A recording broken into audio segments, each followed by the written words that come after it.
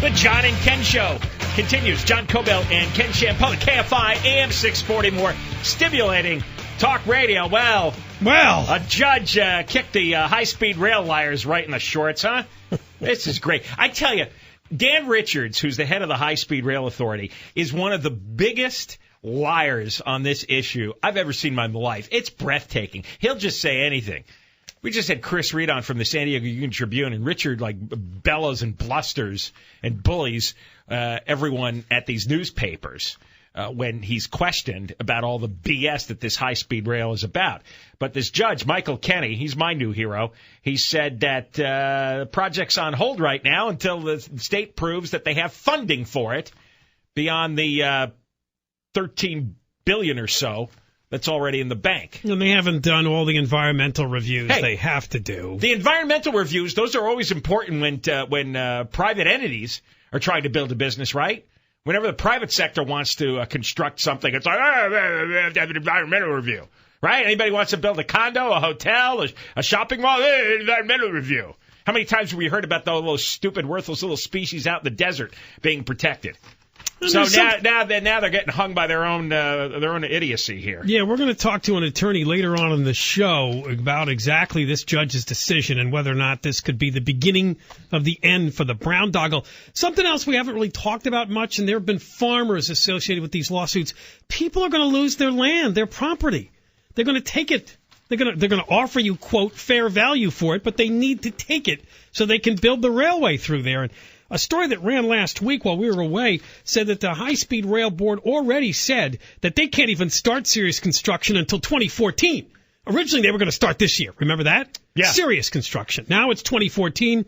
And as far as buying up the land, the first 130 miles of rail bed from Madera to Bakersfield, they have to acquire hundreds of pieces of land to build that first 130 miles.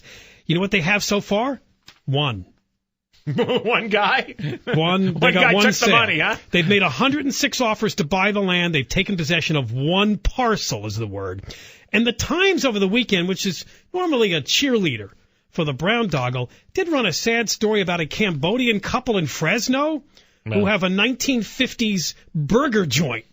Well, that, they're struggling to get by, and here comes the high-speed rail brown doggle people saying, I'm sorry, we want your burger joint land, get out. That's why the Times ran the story, because it was about It's a Cambodian couple, right? Immigrants being displaced. That is. Okay. It gives you the whole sob story about when they came here and how hard they worked. Yeah. She came to the country when she was 17. He came here when he was 19. Both fled Pol Pot. It wasn't an anti-rail story. It was an immigrant sob story. They've combined their two loves, high-speed rail and immigration. Yeah, well, that's right. But in this case, they're sort of at odds with each other because high-speed rail is the bad guy in this story, trying to take the land from this poor couple in their 1950s burger joint.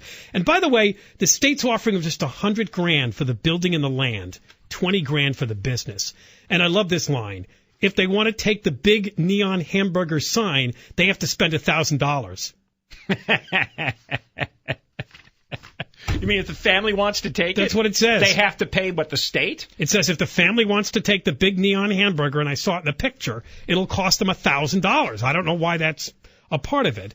But, longtime customers are coming to their aid. They can't believe this. Also, the offer is way too low. So this guy says, where I come from, and this is the Cambodian, the man in the couple. He said, I don't want to talk anymore about this because where I come from, you don't talk about the government.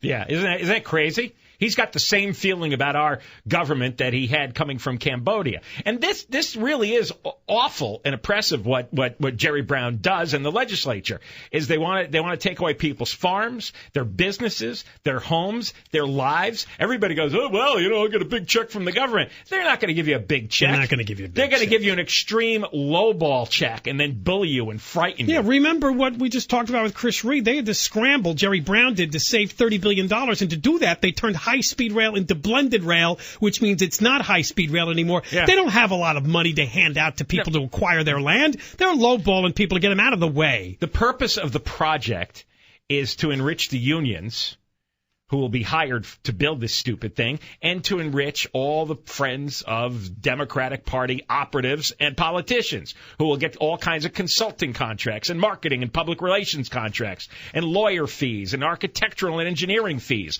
Everybody connected to this boondoggle has an in with the Democratic infrastructure in Sacramento. That's the purpose of this thing. And even if they only get a few years out of this before some judge finally shuts it down, they're all getting paid for a few years. They're all slurping and sucking up our tax money right now while this bounces around in the court. So every day they lose, they still win.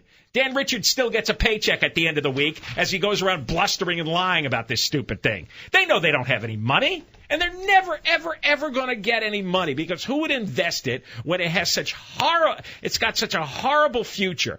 Very few people are going to drive it. Ride it, excuse me. They're going to rather drive or fly. This is a terrible, stupid, idiotic idea. I see some little old lady, some 87-year-old lady go, well, you know, if they build it, I'll be on it, sure. Yeah, the fantasy about being on a high-speed train sounds really cool. And people buy into the fantasy when they vote for these things. Oh, wow, that sounds really futuristic and neat. But actually using it, hardly anybody will. Because it's an antiquated technology. Planes trump trains.